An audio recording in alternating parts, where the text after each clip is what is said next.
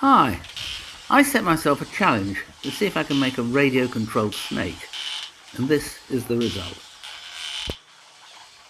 There are several sorts of locomotion in real snakes, and most of them require articulation in the vertical and the horizontal plane, which is kind of complicated.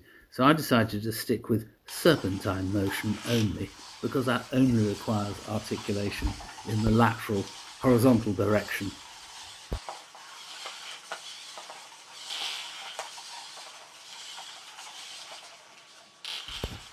The main part of the construction is based around these servo holders, which have been 3D printed.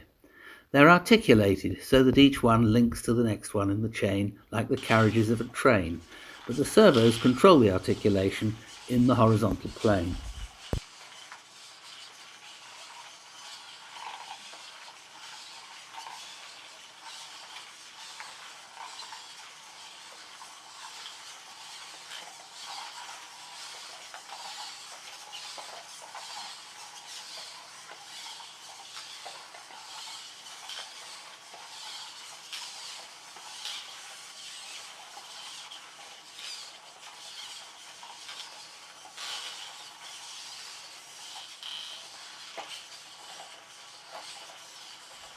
The controlling electrodes are in the head.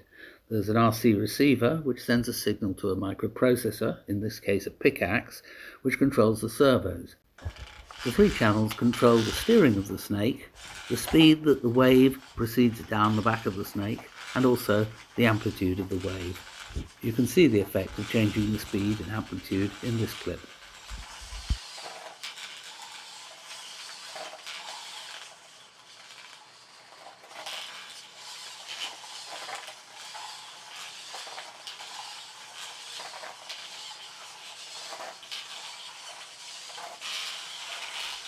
The batteries are in the tail of the snake, although that does create a problem because the wires that have to run from one end of the snake to the other are quite difficult to fit in.